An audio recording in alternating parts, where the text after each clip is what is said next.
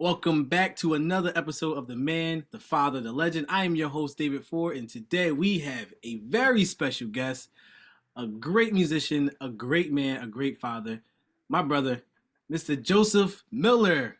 How you doing, What's man? going on? How are you? I'm doing good, man. I like the hat. Thank you. I have the hat on. Whether if I'm doing something in the public eye, I gotta have the hat on. Yeah, yeah. Just like we were talking before, I need a guitar and a hat, and so Yeah. I had to at least have the hat today.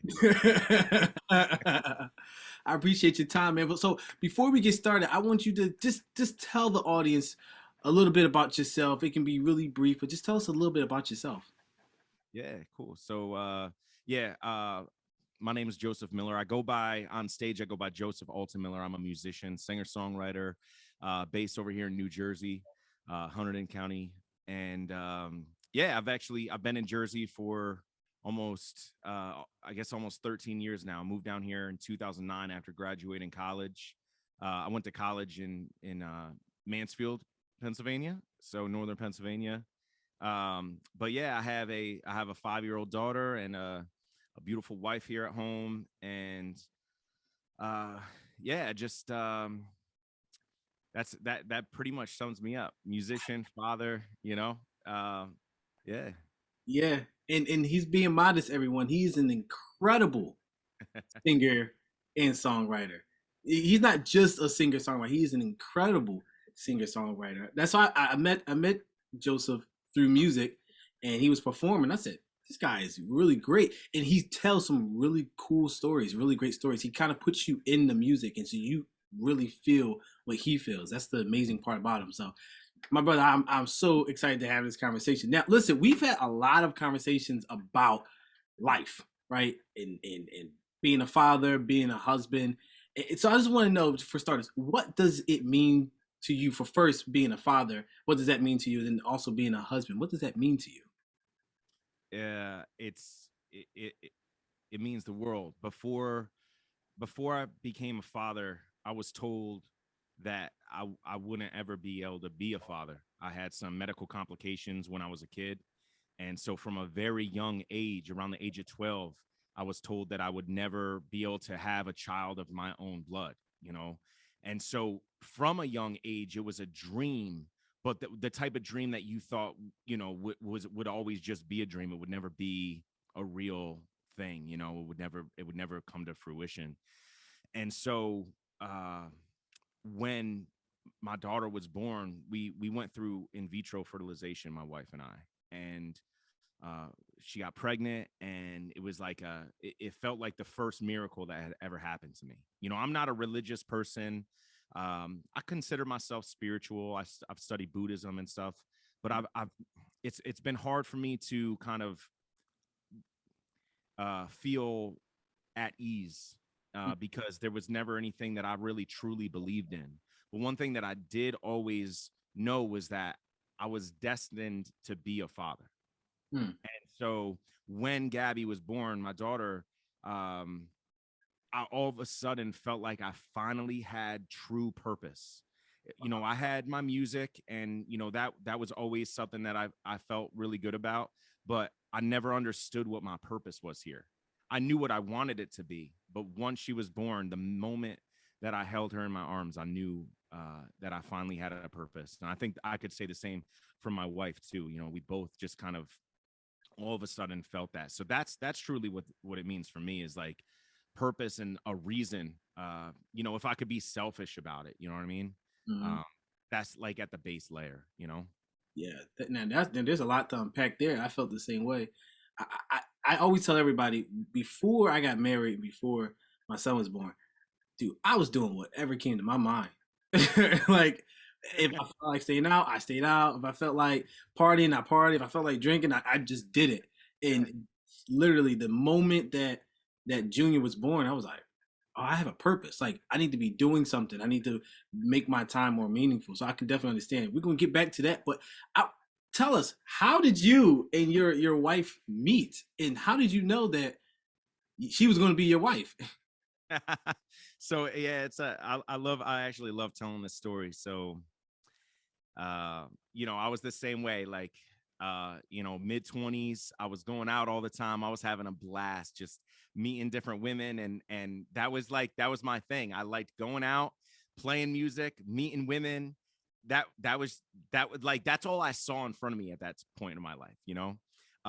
During Hurricane Irene, it was 2000, I believe. Let's see, what was that? 2011. Mhm. Hurricane Irene came through, and it was supposed to be this huge hurricane. And I was living near the beach in Belmar, New Jersey. And I was just going to stay home. I had nowhere to go. I had no family in the area. I'm from upstate New York. I didn't have any family down here. And so I was going to just kind of batten down the hatches and see it through. But the cops had come to the door and said, hey, you really got to get out of here. Like, everybody's got to evacuate. They weren't sure what was going to happen. So I called the drummer of my band up, and I was like, hey man, I need a place to go. Do where are you? Can I come crash with you? And he told me that he was actually with his girlfriend at her apartment. And so I was like, all right, well, if there's space, that would be awesome. And he was like, yeah, of course. Now, I had met his girlfriend before. My drummer was, much older than me, I think at the time in his 50s. He was dating an older woman, obviously. And she had a daughter, and she was always telling me, oh, you got to meet my daughter. You got to meet my daughter. And I was like, nah, like, you don't want me to meet your daughter.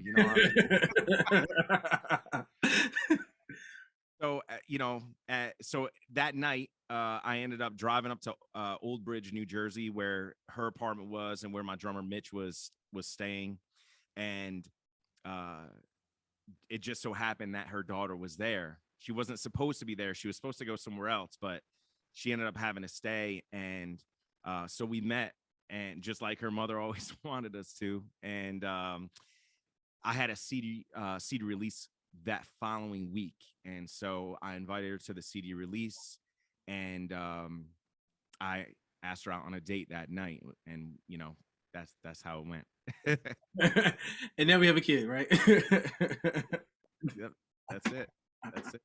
So what was it about it? When did you know that she was the one, and that's really the person that you wanted to settle down with?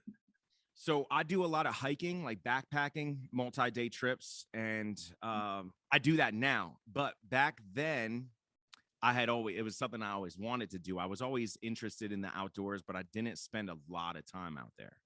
So my friend and I one day were just like, yo, let's go do this trail up in upstate New York called the Devil's Path.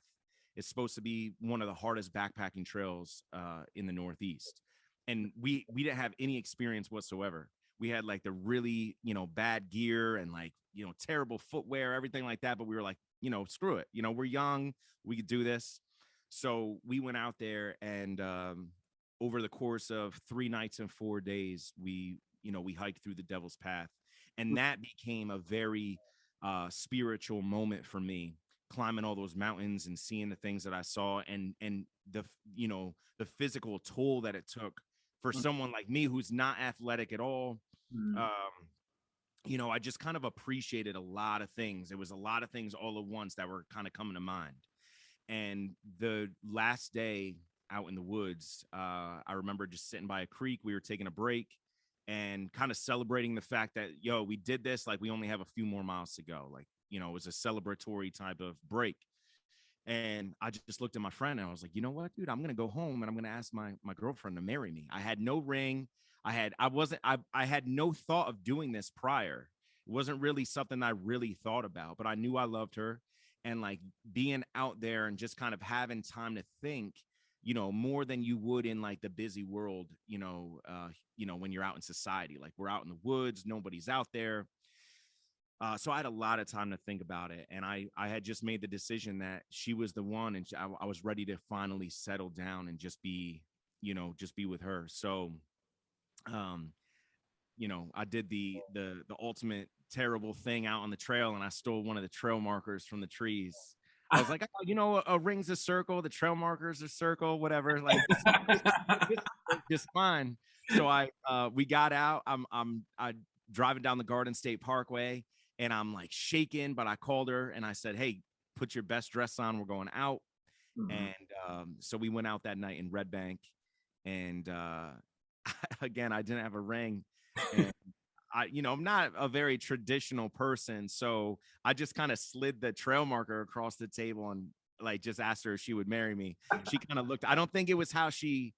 I don't think little girls have that like mindset, like they have that dream, like, oh, how is someone gonna ask me to marry them? I don't think that's how it went in her mind, but it happened, and she said yes, and here we are, many years later. So we've been married since 2013, Okay. and yeah, just it's going great. Wow. That's awesome. That's a very unique. That's a very Joseph story. That's a very Joseph story. Now, Got a now, lot. yeah. Now, after you proposed to her, did you guys have a huge ceremony? uh Huge. I wouldn't say huge. We had, trying to think back, I think it was like 100 people, maybe a little bit less. um it was at, if you're familiar with Grounds for Sculpture, in it's in Hamilton, New Jersey, just outside of Princeton. Really beautiful spot if you ever get the chance to check it out. It was a spot that we actually went on one of our earlier dates where, I told her I loved her for the first time, was at this spot. So we decided to get married there. So no, it wasn't a huge ceremony. There was no band. I was the DJ. It was a Friday lunch wedding. So there Wow. was no like crazy reception after that. Like we had the ceremony, we had the lunch, and then everybody split. Like that Mm. was it. So um it wasn't super traditional. We didn't have like bridesmaids and groomsmen or anything like that. It was just us. My brother signed up online to be a minister in the church of life, and he married us. And yeah, that's how it went. Wow. Now, did you have any nerves, like bad nerves about being a husband and kind of like the responsibilities or the role that you have to play now?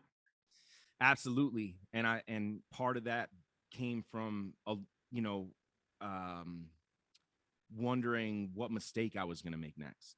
You Wow. know, um I've I'm somebody that, I'll admit, that I've made a lot of mistakes in my life. I've made a lot of poor choices.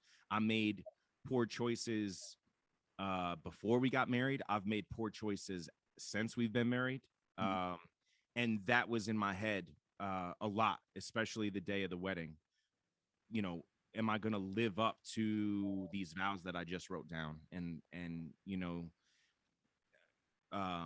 it was a scary moment because I'm bringing somebody else into my mess. You know what I mean? Like, and I had a mess. I had, you know, and a lot of it was tucked away in a closet that, nobody knew about. And I was afraid that she was now going to find out, and it was just a matter of time. So am I open about it, or I just let her find out about some of these demons?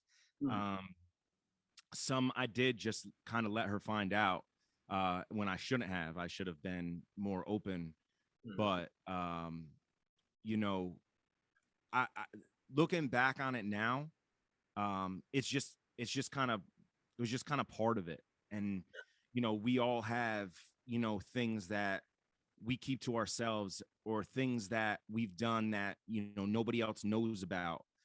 Um, or just things about us that we're afraid to show Mm. somebody else. When you get married, all of that has to come out. It's going to come out eventually.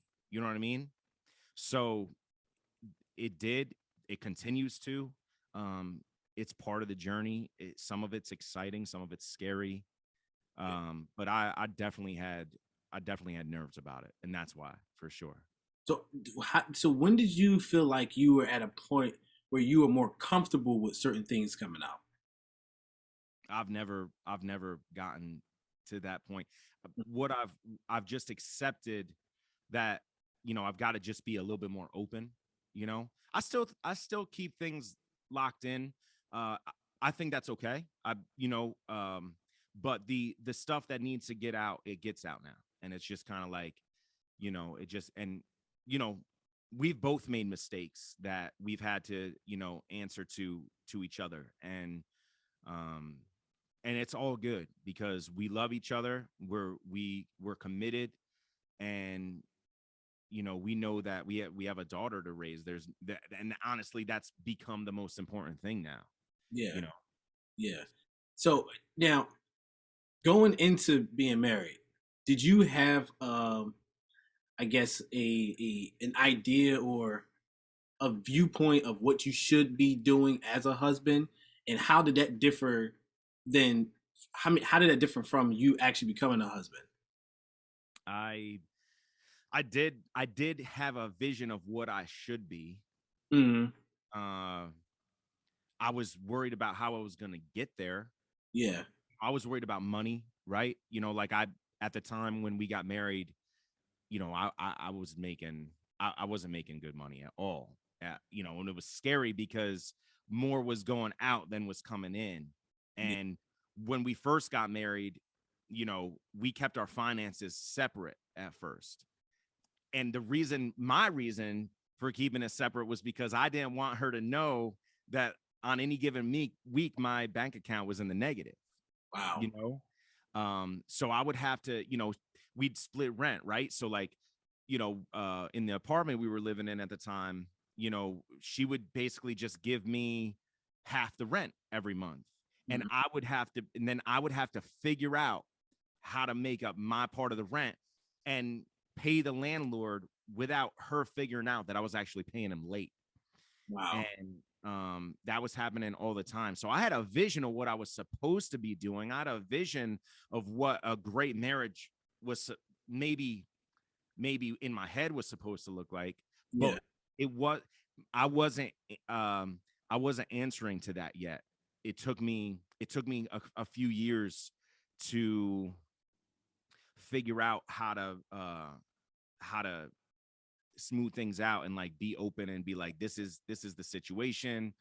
um Eventually, we just put our money together. It made it a lot easier for us, but that was like the huge thing. That was the thing that was stopping me from seeing my marriage be what it should and could be. yeah, yeah, yeah, yeah. Now, I had a similar experience. So now I'm interested.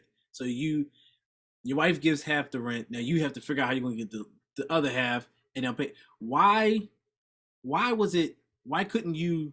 Or why didn't you feel like you couldn't have just told her that and say, "Hey, babe, I don't really have it.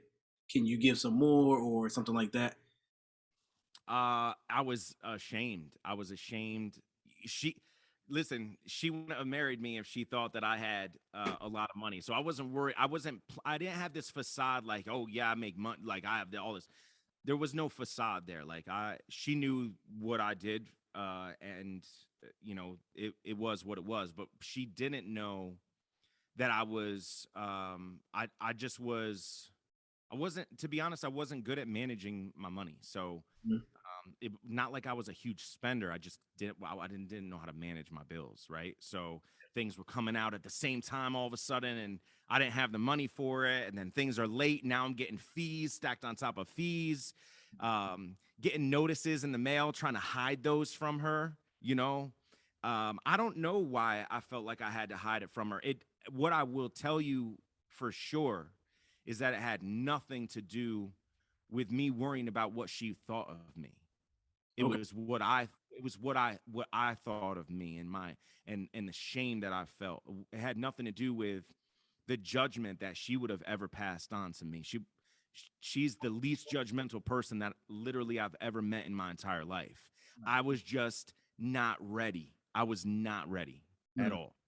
So how can we as men get past that or get ahead of that before we even go? Because like I said, we went through the same thing. I was trying to fork out the entire rent, and she's like, "No, let's split it." I'm like, "No," because in my mind, I'm like, I'm the man, I'm the husband. I should be fulfilling this role. I should be providing the finances. You should be comfortable. You shouldn't have to ever worry about paying any type of rent or any type of bill. And then when we had to leave because I didn't have it, it was, why didn't you say something? Why didn't we have this conversation? So how can we as men get ahead of that before going through the rough parts of that? I mean, I could say the most cliche thing and say, "Oh, you just got to be honest and open." And okay, that is true, right? Like you should be honest, especially in a marriage. You Mm-hmm. should be honest and open. Absolutely. But I think it starts with ourselves. Like, yes, we become a team, right? So the whole there's no I in team, right? But uh just because you have a team of people around you doesn't mean that you're living your life alone sometimes. And it's a scary thing to say, it's a scary thing to think, but it's something that I've always defined myself as being alone, and that doesn't have to be a bad thing. Mm-hmm. It's just I've kept a lot of things to myself. Listen, I'm a songwriter. I pour my heart out on stage. Mm-hmm. I when maybe I should pour my heart out a little bit more out off the stage. Mm-hmm. Um, I try to send messages when I'm there. That's my opportunity. That's when I feel the most comfortable. When I'm off the stage, no matter how great my wife is, no matter how amazing it is to have a daughter, I've always just been the type of person to feel very alone. But I've learned so much because of that part of my personality. I've Mm-hmm. learned a lot about myself. I've had to sit there in my mess, alone, because I've always just felt alone. I've always felt like I couldn't, reach out and tell somebody because I've always wanted to fix it myself. Yeah. So the thing is understand that when it's okay to do things alone, it's okay to have thoughts alone in a family situation. But what's not okay is to think that you have to fix something all by yourself when even if it was just you that caused the mess. Because when my wife signed up for this, and she'll say this, she signed up for all of it. She signed up for my messes. She signed up for my good times and my bad times, my bad times, Yeah. and she's there for our bad times too. We've got our family issues too, but um it's just a facade, like that I had to fix. I thought I had to fix it myself because I made the mess. It's just not true. So it's okay to do things alone, and it's okay to have thoughts alone, but don't think that once you mess it up that you can't go to your significant other, because if you can't, and if you do, and then you realize you can't, then that's not your person. Yeah. You know what Yeah. I mean? It can't be. Yeah, and that's something I'm still struggling with because my wife, she does not judge me. Like we joke around and stuff like that, but she doesn't judge me. She always says, "Dave, you should have come to me sooner. We should have talked about this." And I'm like, "You don't understand though." We're a I man. right. I said, "You only make sense to another guy. Like you will never understand." And sometimes I feel as though that I'm putting too much pressure on myself, and I'm Yeah. putting too much pressure on my perception of being a husband. Yeah, absolutely. Yeah, Absolutely. it's definitely scary, but I appreciate you because you're helping me. Talk to. I'm gonna talk to her. I'm gonna tell her my biggest darkest secret. Good luck. Let me know how that goes. right. I'll be asking y'all for a place to live next. But so now I want you to describe for us. We're going to switch gears just a little bit. I want you to describe for us. How did it feel when you heard or when you found out that you were going to be a father? What was that day like? What was that moment like? How did you react? How did you feel? What emotions went through your body? Man, it feels like it was yesterday. Mm, Like I said, so we had to do in vitro fertilization, and it was what felt like a long journey. There are couples out there that go through hell. Our in vitro journey was not hell. Looking back on it and seeing and hearing horror stories from other families, we had it easy. We had one round and bam, she was pregnant. We were off to the races, and her pregnancy was perfect. Everything was perfect. mm, But the day I'll never forget, I was at work and I think she was working too. And we knew that we would be getting a phone call to tell us if we were pregnant or not. You know, like I think we might have even knew that it was going to be that day. Mm-hmm. And I said to her, I was like, don't pick it up, let it go to voicemail, and do not listen to that until I get home.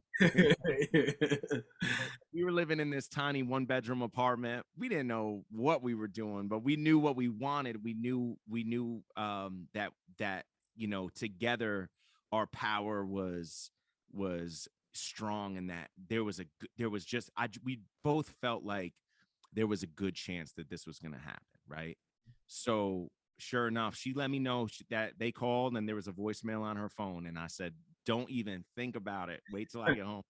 And then I got home and we sat on the couch and she played the voicemail. I still have the voicemail saved in my Google Drive. Like the nurse had just called and said, just, hey, you're pregnant.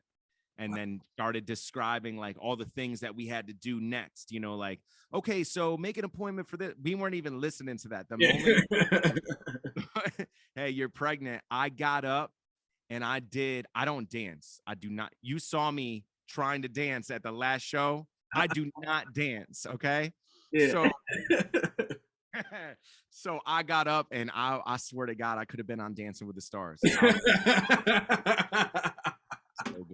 My wife would not agree with that, but I was just, no, it didn't matter. I was just, it was the feeling like it, like I told you before, it was the first time that I had ever witnessed a miracle that felt like a miracle the moment we found out. And then of course the miracle truly came the day she was born. Mm-hmm. Now, what was that like? The day you're holding your baby girl for the first time and you're just like, wow. So first of all, I'm a very open person. I like to, when I tell my stories, I try to well, I can be very open. I just got done telling you how I'm not that open, but when I tell my stories, I like to be open. So the morning that we had the morning of the day, right? I had a friend here that I hadn't seen in years. My friend Howard was down, and he's a spoken word poet, and he was at our house, and he was flying out of Newark to go somewhere, and he was like, yo, I'm flying out of Newark, we haven't seen each other in a long time, do you mind if I come spend the night? I said, yeah, just to let you know though, my wife's like super pregnant, so like, anything could happen. I don't know, anything could happen. So sure enough, he recited poetry to my wife that night, right? Like, and he's just like an amazing spoken word poet. And like we stayed up kind of late, and then I took him upstairs, showed him the bedroom where he was sleeping. I was like, yeah, man, here you go, just let me know if you need anything. And he was like, yo, wouldn't it be crazy if like this shit happened tonight, like in the middle of the night? I was like, yeah, it would be crazy. I was just like, yeah, whatever, like we'll see what happens. Sure enough, my wife and I go to sleep that night, and all of a sudden she wakes me. Well, she's trying to wake me up, and I'm like not getting up. I'm like sound asleep, and she's like, babe, my water broke. And I was like, oh, it's fine, just let me go back to sleep. Processing it. She's like, no, babe, my water broke. And I was like, go back to sleep. Stop. Go back to sleep. This girl put my hand in the water. Yo, and I jumped up and I was like, oh my God. And here I am dancing again. I am again, ready to go. Let's go. Let's go. Let's go. She's like, yo, calm down. I was like, yo, get in the car. We got the go bag, get in the car. We're ready. And I went upstairs. I was like, yo, Howard, it happened. Yo, like we're going. So we took him to the train station on the way to the hospital. And like, we were like, Howard and I were both dancing like at the train station. Like, just, he was excited for me. I was excited. We dropped him off. We went to We went to Dunkin' Donuts because I needed a coffee because we didn't have time to make the coffee. So we stopped at Dunkin'. I got a coffee. We went to the hospital. But the most amazing thing happened when we got to the hospital. So my grandfather, who my name's I go by Joseph Alton Miller. My grandfather's name was Alton Doyle. I started using my middle name when soon after my grandfather passed away because I just wanted to honor him and use that, right? So he had shown up just kind of like in dreams, both my wife's dreams, my dreams, in different symbols throughout the pregnancy. Mm-hmm. At one point, the day before we found out that my wife was pregnant, he had, in a dream I walked outside of him. It was a sunny day. I walked outside and he's standing up on this like grassy hill. I walked over to him. He's wearing a suit. And I was like, Grandpa, what are you doing here? And he's like, I'm here on business. And then I woke up. And the next day we found out she was pregnant. Wow. So anyway, there's a lot of other stories there. We don't even have time for all the crazy things that the ways that he showed up during the pregnancy. But when we got to the hospital, the name of the wing of the hospital was, I forget the last name. I think it was Hovenack or something.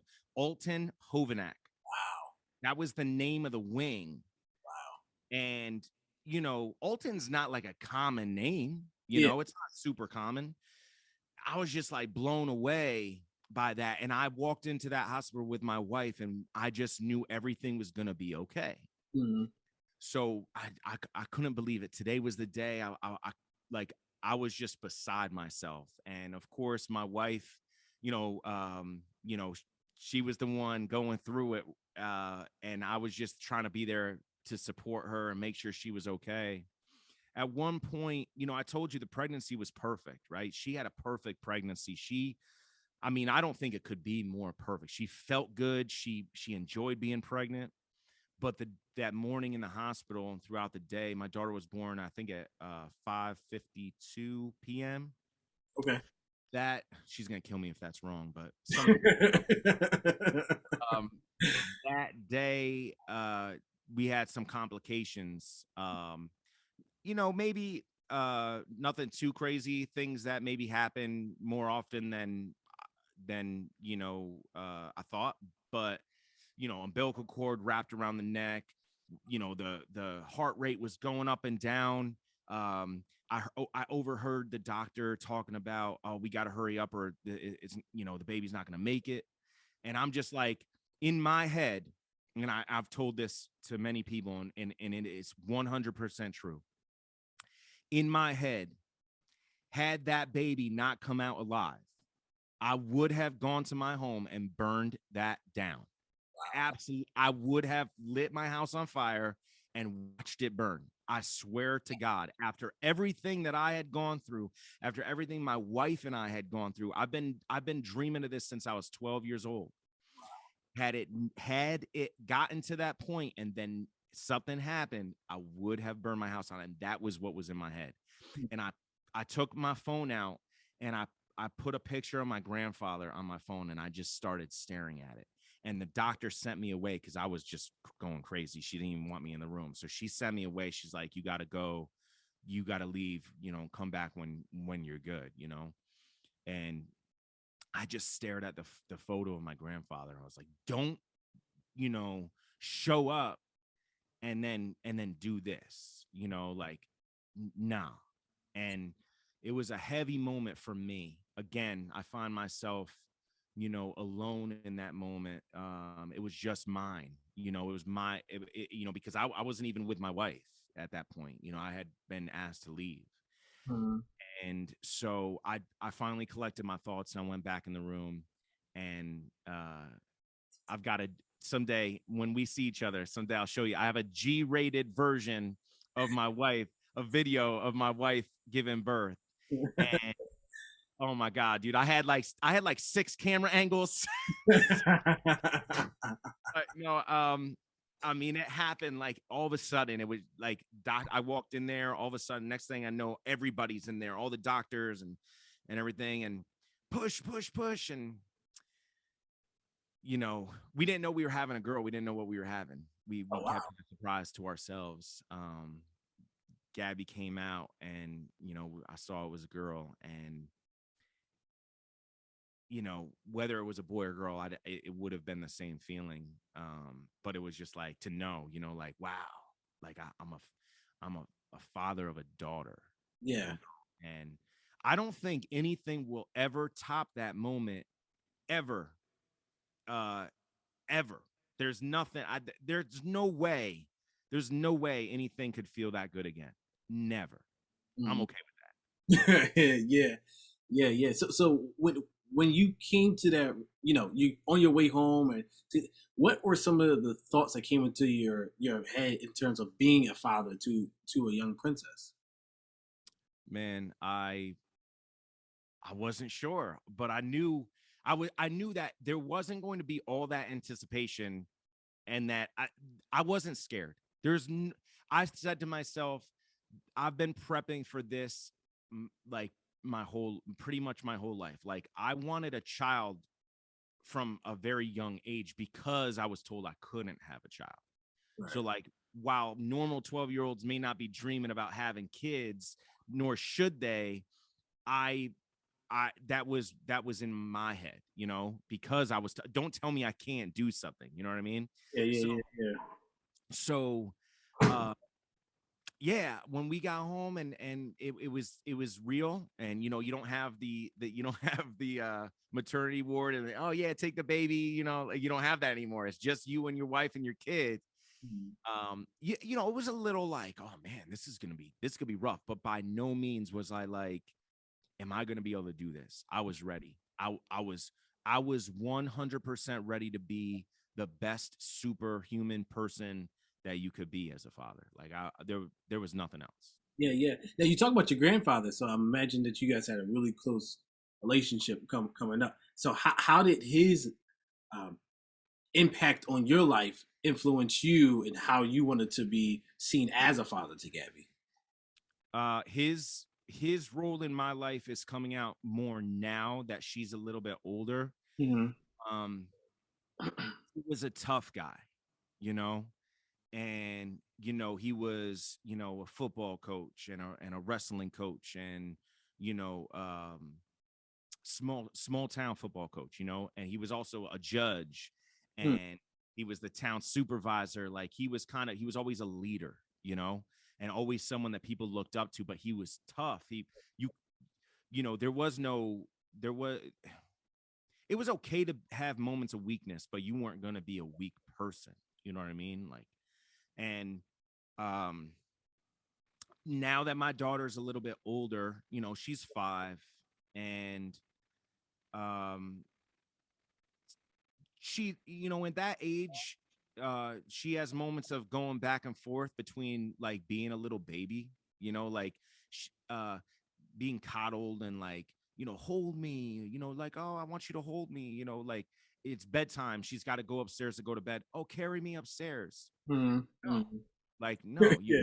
you gotta get up and walk. Like, or if she's crying about, you know, if she's crying about something dumb, I'm like, nah, Yeah.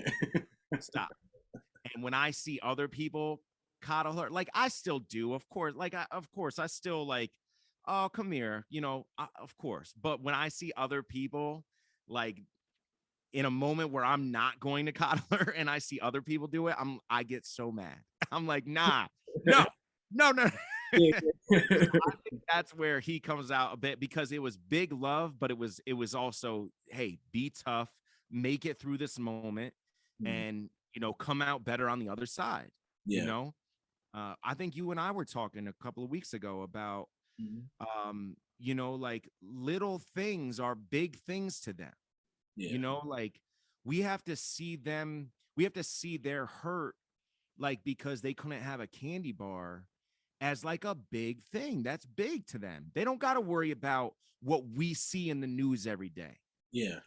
We can shield them from that for right now. They don't have to worry about what the world is actually really like, because it's messed up. Mhm. But that candy bar they couldn't have, that upsets them, is a big deal. Yeah. And we have to see it that way as parents. So while I don't run to her for every little thing and try to pick her up and make sure, she's being cuddled, and I'm trying to like always be like, oh baby girl, it's okay. I'm Mm. not trying to be like that, but I do try to see it through the eyes of a child, because that shit is real. It's real to them. Now, It's are there moments where you ever felt like you were being too tough, or you didn't really respond appropriately Yeah, to her, wanting you? absolutely, absolutely. Especially when my wife or someone else is there, and I just try to maybe be a little bit too tough on a 5-year old, you know. And I'm not. Listen, I'm not a tough guy. I'm not.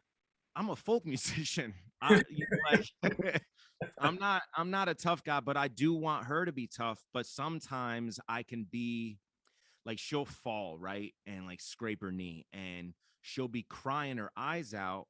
But I know that she's fine. I know that she just scraped her knee, and that she's gonna scrape her knee a million other times. Mm. So there's been times where like, I almost ignore it. I'm always like, yo, get up, you Mm. know, I don't know. Listen, I'm not perfect. It's not always the perfect thing to do. I don't make the best decisions always. I In my head I'm like, "Oh, she's fine, so she's got to tough it out." Mm. But I also see it sometimes, especially when my wife brings it up or someone else brings it up. It's like, "Yo, she's hurt." Like, and going back to the whole like, "Hey, she didn't get the candy bar, she's crying, that's a big deal." Sometimes I have to remember that, that's a big deal too. Like, she heard this little scrape on her knee. So So how did you get to that point where you can really see it? Because that's where I'm at. I'm trying to now. I'm going to sound like the worst father in the world because Junior is going to be 14 months tomorrow, and sometimes I'm like, "Yo, you got to get it together." Like, yeah, I yeah. like chill. All this crying, you got to stop, bro. You can't cry all the time. Like, and my wife would look at me like, he's one, right? Like that's what 1 year olds do. How do you get to that point where you start to really just chill and say, express yourself how it is, and we'll work around that? How did you get to that point? And how are you still kind of coming to that point? I don't know if I'm not at that point. My wife and I are big on making sure that our kid knows how to express herself.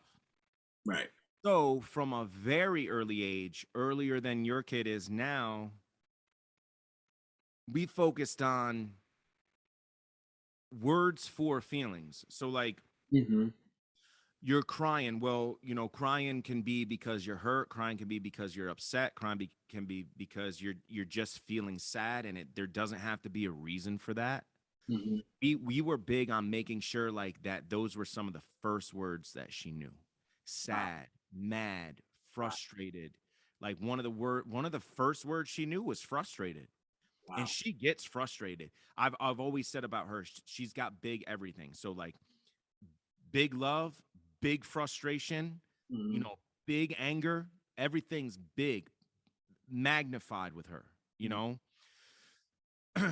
I don't know I don't know how to treat every situation with her. Um I wish I did, but uh we want to know now, right? We want to know now what's the right course of action, but we don't, and we're not going to, and I don't think we ever will. I think it's just a matter of learning from every mistake we make, just like we did prior to having kids. um I think it's just I think we just have to understand that, there's nothing wrong with trying to teach at an early age, right? So like, you with your 1-year old, you try to tell him to be tough. You want Junior to be tough.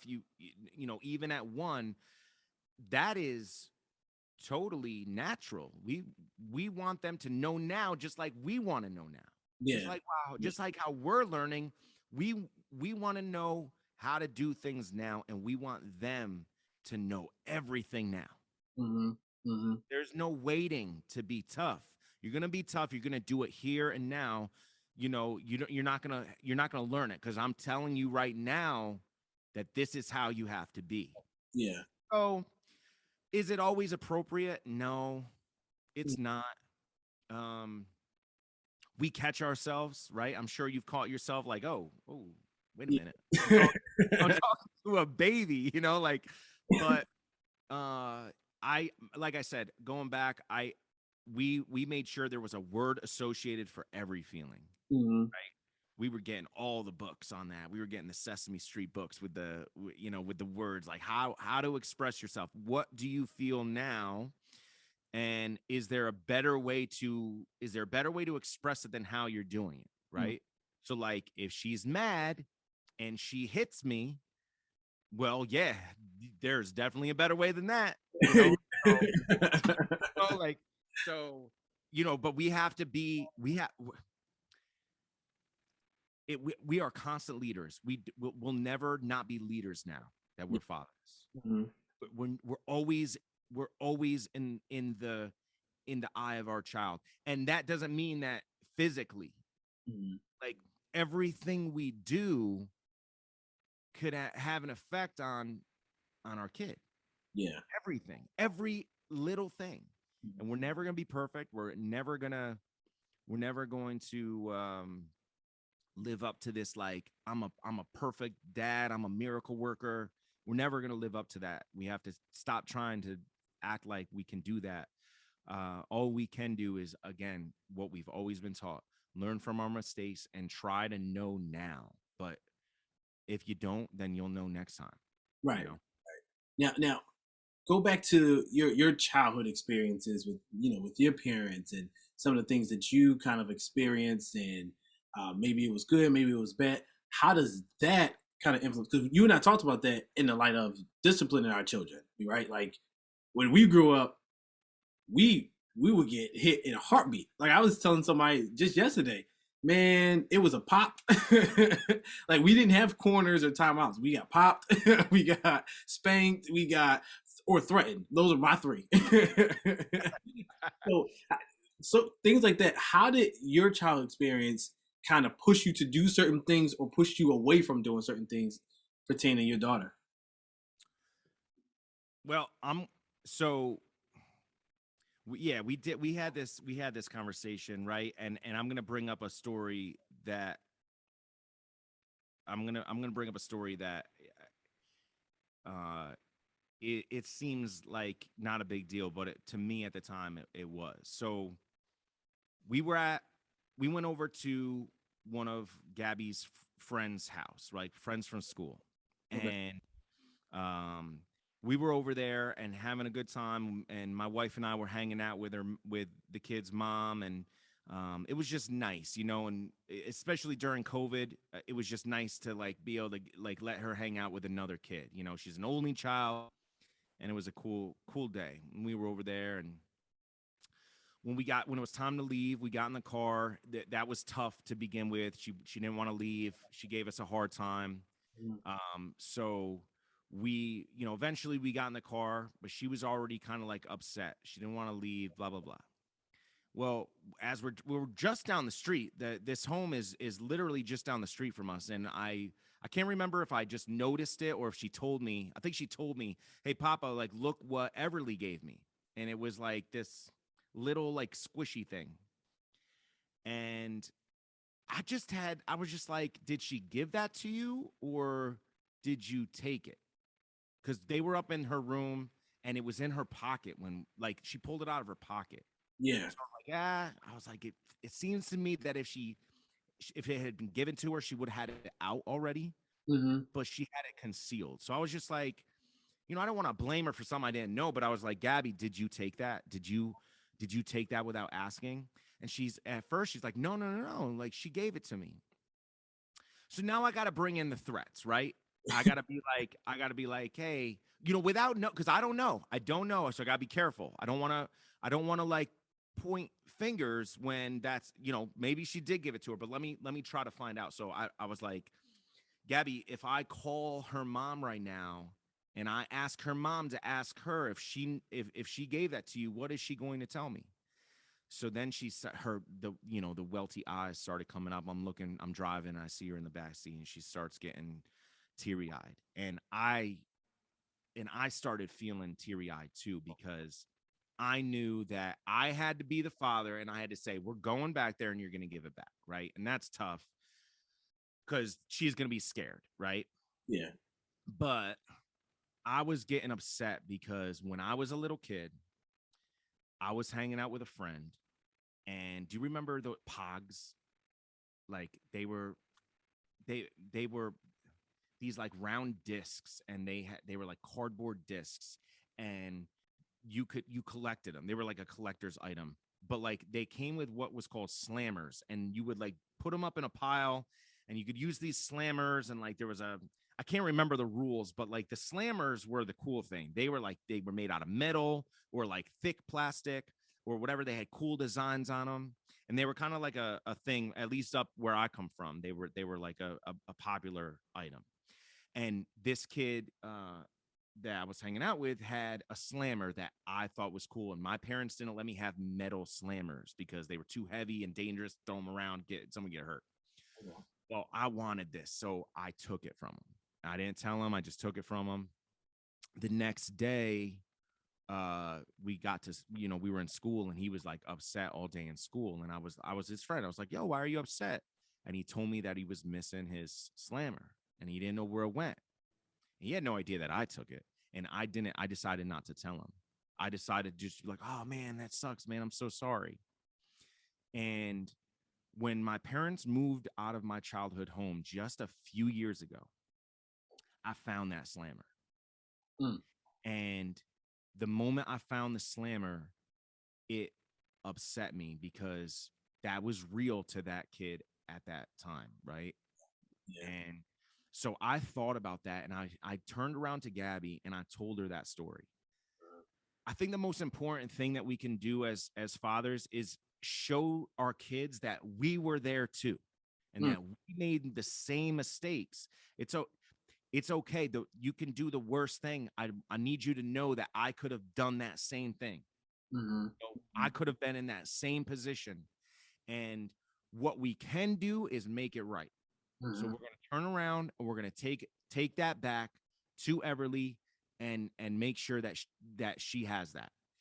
Now, I left it up to Gabby if she wanted to tell her that she took it or if she wanted to say it was an accident. The biggest thing was that we took it back.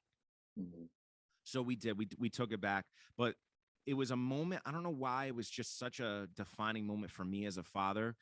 And I think about it all the time now, is like, when my daughter makes a mistake, what can I do to make sure she knows that she is not alone and I understand why she made the mistake? Yeah. Super important, right? Like, they need to know that, like, we understand. We're going to discipline you. You're going to get in trouble, but we understand because we were kids once before too. That's one thing that I don't remember my parents doing for me. Mm-hmm. I have great parents. Mm-hmm. I have amazing parents. I just don't remember. Maybe they did. There's not a moment that I remember them telling me, "Hey, it's okay," because when I was a kid, I did something similar. When I was a little bit older and I made mistakes, they gave me some things, but I kind of wish I had more of that, um, you know, but I think I don't even remember your question now. No, you I, answered it. I just think it's super important to, like, they need to know we were there, Mm-hmm. and that they are not alone. And we understand why they feel a certain way or why they did something. Doesn't make it right, but we did it too. And they have to know.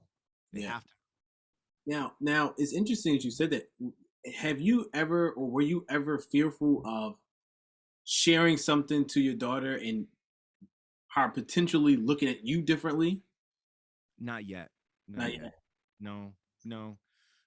That will come though, for sure. As we get, as we both get older, there's going to be some very hard conversations that are just they're just going to happen, right? And I can choose to be open, or I can choose to, like, or I can choose to keep things to myself, mistakes that I made to myself. But you know, I can bring out these stories about things that I did before they happened to Gabby.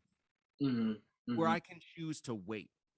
Mm-hmm. Um, there's going to be moments where I'll choose to wait until it happens to her, and then I'll say, hey, hey, I had a similar thing happen to me, or I did a similar thing. But there's also going to be times where it's going to be super important to just be like, hey, listen, just to let you know, you know, uh, this this happened to me when I was a kid. I did this, and this what happened because of that, Yeah. and I need you to know that so that you know uh, you understand, why you shouldn't, why I don't want you staying the night at that person's house tonight, or um why I don't want you to have your own car yet, Mm-hmm. or this or that, like I don't know. Those are things. Those are decisions we're gonna have to make as they come up. I don't know what I'm going to be open about off the bat. I know I'm gonna be open. I just don't know when. You know, Yeah. Yeah. I don't know. It's Yeah. that's a scary thing. Is like it's like we because I want my kid to make mistakes. Mm-hmm. They have to make mistakes. Mm-hmm. Um, but like some of the mistakes that I made, I turned out okay. But that doesn't mean that everybody would come out of that the same way. You know what I mean? Right. Right. Right. Well, listen, we could talk forever, so I'm just going to ask two questions. Because listen, I'm already like, man, I want to know more about this, and this. I'm only going to ask you two more questions. My first question is, uh, you're a musician and you perform a lot. You write songs, you release songs, and all those things. How do you balance your work obligations, your music obligations, with being a husband and being a father? How do you make that balance? Sometimes I don't. Um, I think I hope my wife would answer this the same way. I think that I teeter more on the family side now, which is fine. My wife and I have been talking about having another child, Mm-hmm. and I want another child. But this is also one of those thoughts what we were talking about before, having like my own thoughts in my own head that I don't always get out. Mm-hmm. I'm like very afraid to have another child because I'm afraid that if I have another child, it's gonna pull me even further into my family realm and less in my music space. Because it's rare when I can come up here. If my daughter's home, we're fortunate, we're very blessed. We've done well, and last year we purchased a pretty large home, right? So I have my own space. Like I have this whole, like, you don't even see the half of it. I've got like a huge space up here in the attic. It's my studio and my workspace, and it's amazing. I'm very blessed to have it. But and it's the third floor up. But my daughter's gonna come knocking, right? Yeah. She already has tonight, right? Like as we've been talking, she's knocked on the door. Um, I don't write very much anymore. I don't. There's not a lot of time. My I don't practice a whole lot. My practice is on the stage. That's when I'm able to like really truly play. As I get on stage and the mistakes will come out. The Mm-hmm. the, the fact that I haven't practiced shows. Um, it scares me a little bit. I need my music. I can't survive without my music. But I have a kid, and that's always going to be first now. And Yeah. that, and I'm gonna be honest with you. That sucks. Like that hurts me. Um, I wouldn't change it for the world. I love being a father, but it affects me greatly. Having to walk away from my music. I had dreams and ideas that I don't know, they're not happening right now. I don't have time. Right. My daughter my daughter takes a lot of my time, and she does tend to gravitate towards me more than she does her mom. She needs me around all the time. And I want to do that for her. She'll be old enough someday where I'm going to be able to just her and I'll hop in the truck and we'll go to a show, and I don't have to worry. I can go on stage and like I can just see her. It's going to be fine. Right now I can't do that. So when you see me out playing shows, like uh it's not like nowadays I'm not touring anymore. I'm not just not able to. And that's the tough part. And it's hard to that's hard to speak about because it's kind of like, oh, you're supposed to just do both. Yeah, Oh, you're supposed to be able to do both. Oh, you know, um that's not real. You know, we sacrifice as fathers. We sacrifice as parents. yeah, And yeah. it's not it people say all the time, oh, but this is how it's got to be and I don't mind it and blah. Well, I actually do mind it, Mm, and it's something I think about quite a bit. So when we talk about having a second child, it it I that's the thing that I have to think about. She doesn't think about it because she's not a musician. Her thing her thing is being a mom, and before that it was just kind of being a good person, right? Like, she doesn't have a lot of hobbies. I'm sure people, they just don't have a lot of hobbies. Like, it's just not their thing. It was a hobby, it's a career. It's become less of a career and more of a hobby at this point, and less of a hobby even. you know so I think I wrote one song this past year. wow. um it sucks. It sucks, and I don't know. I forget how to write songs. I don't, because I can't be alone. I can't. I Mhm. used to drink a bottle of whiskey and write a song. I can't do that. I can't just be up here drunk. Like, so. Um, yeah, it's tough, man. I don't balance it, to be honest. I teeter more on the side of being a father. And that's what I have to do. Um, it does sometimes feel like a prison, and people are afraid to say that. Mhm. People are afraid to say that being a father, being a parent can feel like you're stuck in a prison sometimes. But if I could say one thing to the fathers out there, is that is okay to say. It's okay to like be like, yo, being a father sometimes sucks because you don't get to do the things that you used to do, Yeah, whether it's being a musician or remembering going out to clubs and having a great time doing so, and now you're not able to do that, or whatever it is, whatever it was life was like before being a father. If that hasn't changed, then you're not doing a good job being a father. If right. that hasn't changed in some way, shape, or form. But it doesn't have to be good, doesn't have to be easy, and it sure as hell doesn't have to be, you know, being a father doesn't have to be the only great thing in your life. But it has to be the number one. Yeah, yeah. Listen, we are in the same boat. We are in the same boat. Sometimes I feel like I'm like, man, like I want to hang out with you guys. But I also got to get this done. I was like, Yeah. especially when work starts piling up, and you like, man, I got 5 tasks. Got to do this. Got to do that. Oh, I got to be a father, and I got to be a husband. Ah, man, this is this is Bro, a lot. it's really, really tough. And there's so many rewards. You get rewarded for making those sacrifices, for sure. They come all the time. They come every minute that your child is with you. That's just amazing, but man, I do wish I could come up here with a bottle of whiskey sometimes and just drown my sorrows and start writing some sappy songs about it. But I'll get there. When I do write a song, it's like the greatest achievement known to man. So that's kind of nice because I didn't have that before. It's kind of like, this is the best song that's ever been written. All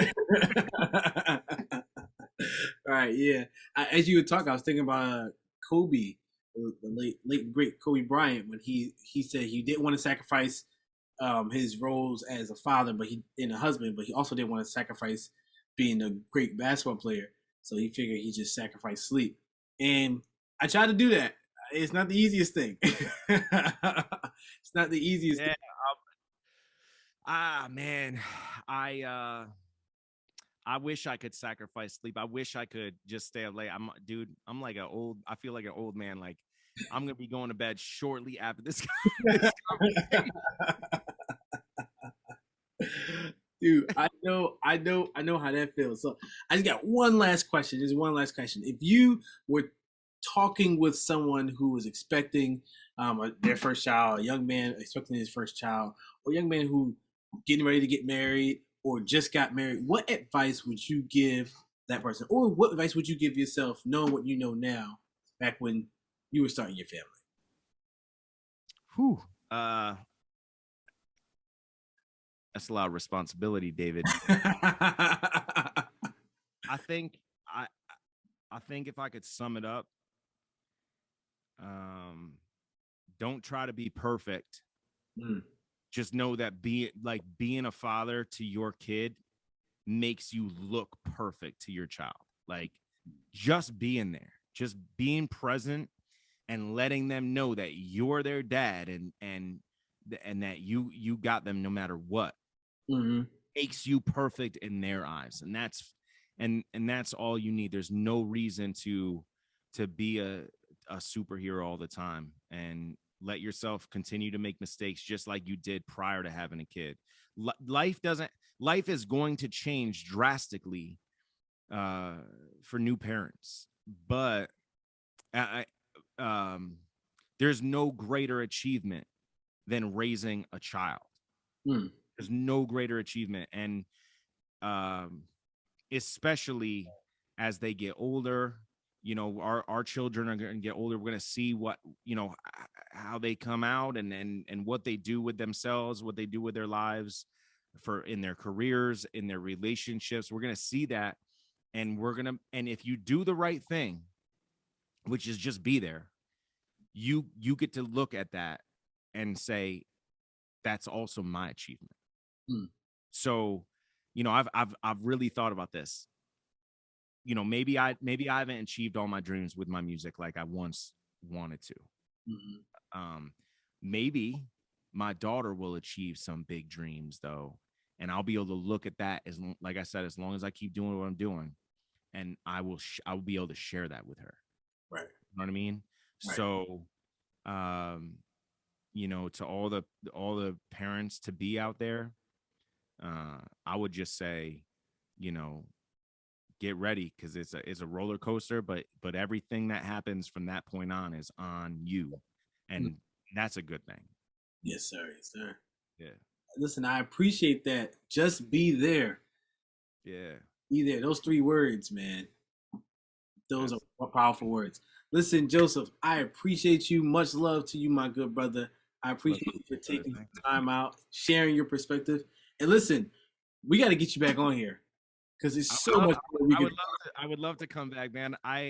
This has been such a cool conversation, and thank you so much for doing this. This is very important, and I hope it reaches the masses. I hope people listen in. And I can't wait to listen in. I cannot wait to hear the other conversations you have. But absolutely, you snap your fingers, I'm back. My man, I'm gonna hold you to that. Well, to my listening audience, thank you for watching.